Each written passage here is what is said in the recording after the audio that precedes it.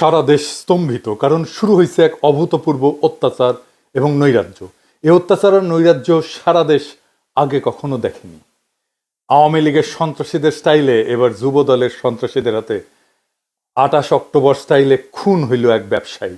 পাথর দিয়া বিপুল জিঘাংসা নিয়া থেতলে দিছে সেই ব্যবসায়ীর শরীর।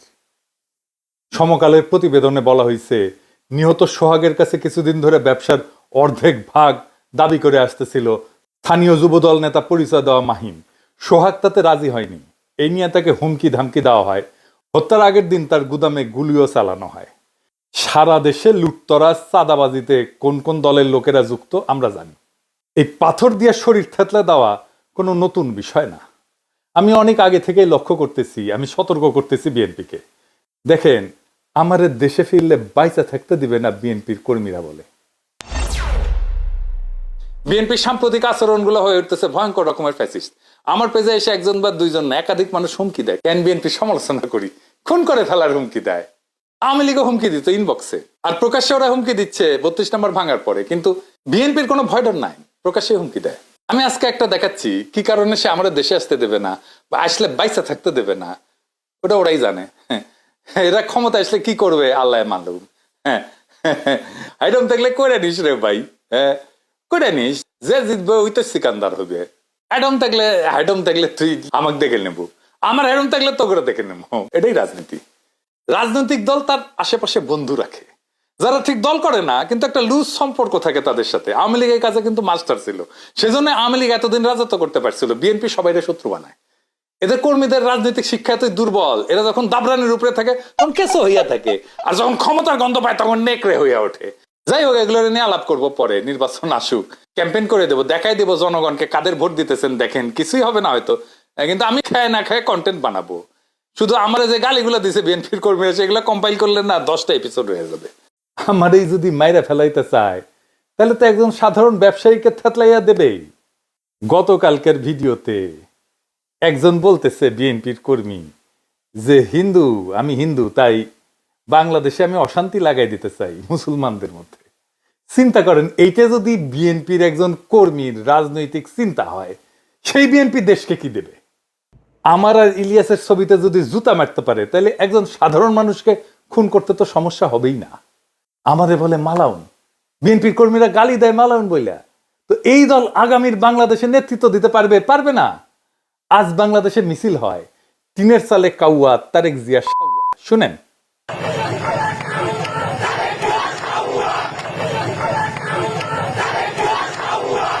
এর দায় কার? চান্দাবাজদের নাকি বিএনপির অনলাইন ইনফ্লুয়েন্সারদের?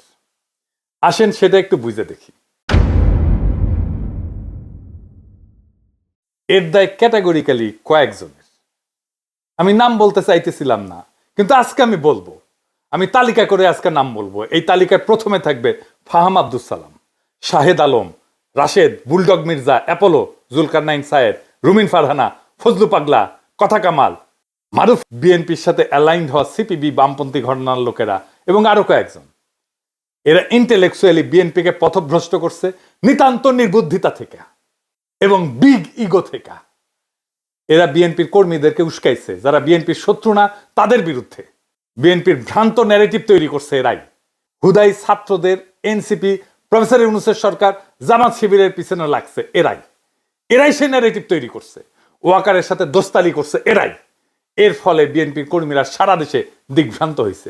পলিটিক্স বুঝতে পারেনি, রাজনীতি বুঝতে পারেনি, আজকার করণীয় কি বুঝতে পারে নাই। বিএনপির নেতৃত্ব বিভ্রান্ত হয়েছে। এখন কইতে পারেন, বিএনপির নেতৃত্ব কি লায়ক না যে তাদের বিভ্রান্ত করা যায়? তাদেরকে যে বিভ্রান্ত করা যায় তারা যে লায়ক না, এটা তো আমরা হাসিনা বিরোধী লড়াই দেখছি, তাই না? সেজন্যই তো বিএনপি এই লড়াইয়ের নেতৃত্ব দিতে পারে নাই। তাই বিএনপির পলিটিক্যাল ম্যাচুরিটি কেমন সেটা নিয়ে প্রশ্ন তোলা যায় আছে। আমি বিরামহীনভাবে বিএনপির এই ভুল রাজনৈতিক কৌশল নিয়ে কথা বলছি। বিএনপি মনে করিছে বিএনপির আমি পাকা ধানে মই দিতেছি, হ্যাঁ, অথচ এরা বোঝে নাই আমার বিএনপির সাথে অ্যালাইন্ড হয়ে যাওয়াটাই সবচেয়ে সহজ ছিল। আমার উপরে ঝাঁপে পড়িছে। এই ঝাঁপে পড়ার ইন্টেলেকচুয়াল সাপোর্ট দিছে এই লোকগুলো যাদের নাম আমি বলছি। এরা হেন নোংরামো নাই যেটা তারা করে নাই। তো এর ফল কি? ফল তো একটাই, পিনাকির বালটাও ফেলতে পারে নাই। আর বাংলাদেশের রাস্তায় স্লোগান ওঠে, টিনের চালে কাউয়া, তারেক রহমান। আবার শুনেন,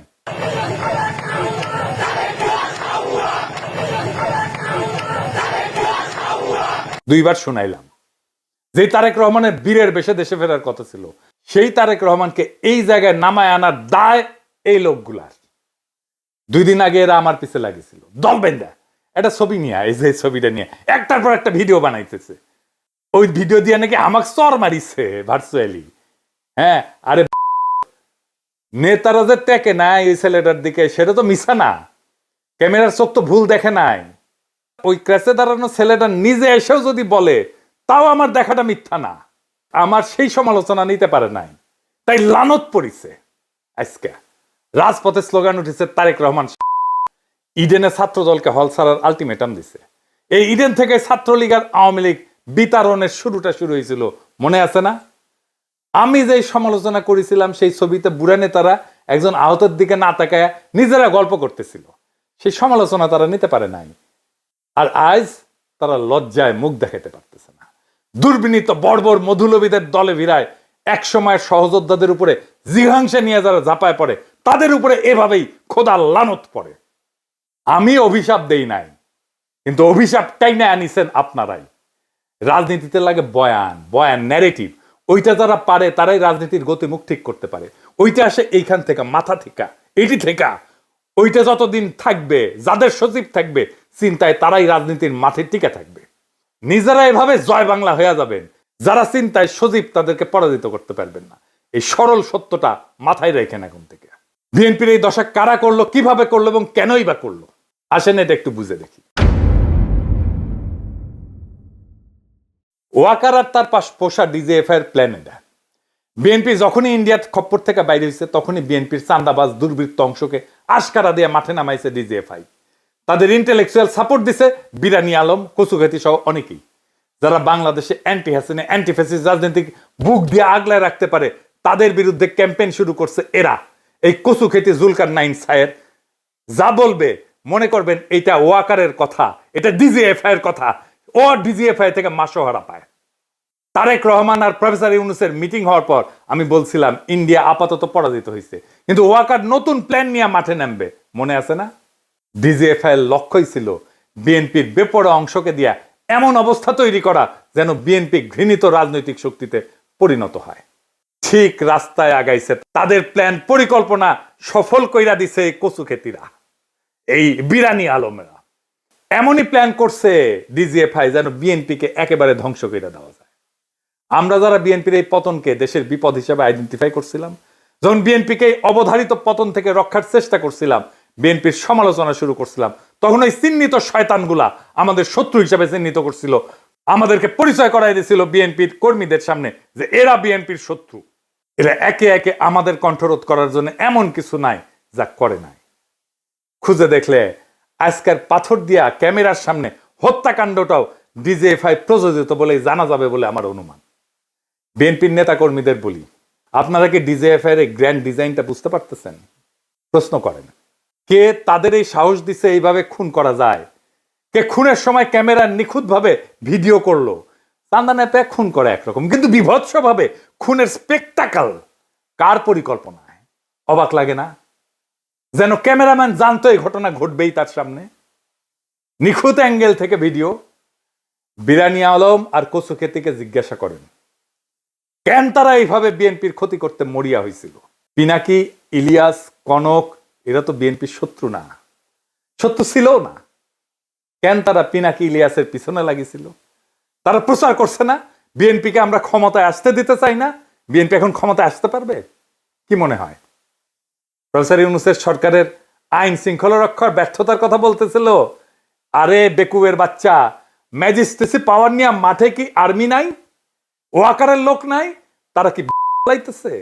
প্রথম আলোর সামনে তো ঠিকই আর্মি দিয়া গরু জবাই ঠেকাইতে গেছিল আর্মি।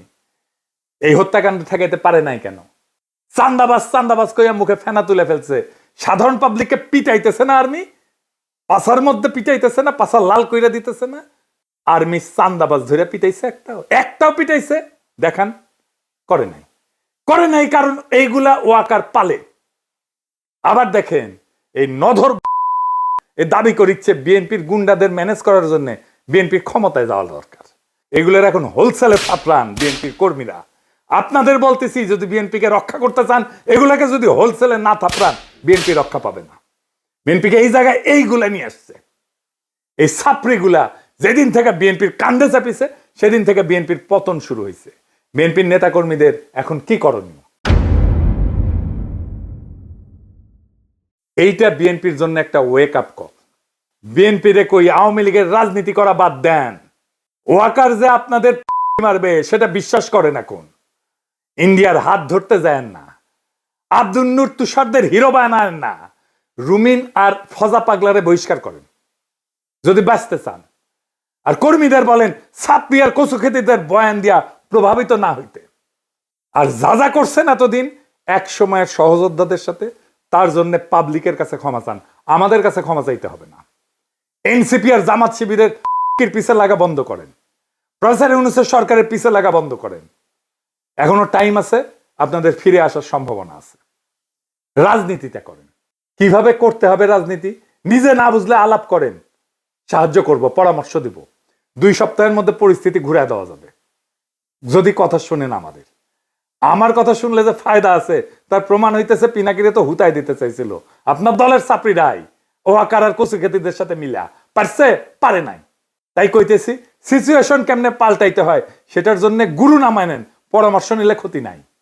আর জামাত শিবির এনসিপি কে বলি, চান্দাবাজদের বিরুদ্ধে কথা বলেন, অসুবিধা নাই, কিন্তু বিএনপিকে দল হিসেবে, তারেক রহমানকে রাজনৈতিক নেতা হিসেবে আক্রমণ করেন না। এতে দেশের উপকার হবে না। বিএনপি মানে চান্দাবাজ না, বিএনপি মানে জিয়াউর রহমান, বিএনপি মানে খালেদা জিয়া, বিএনপি মানে আমাদের anti Baksal pioneer political platform. সেটা ধ্বংস হইলে বাংলাদেশ বিপদে পড়বে। বিএনপি আমাদের শত্রু না, বিএনপি আমাদের বন্ধু সহযোদ্ধা। তার উপরে অভিমান হইতে পারে, কিন্তু ঘৃণা করা চলে না।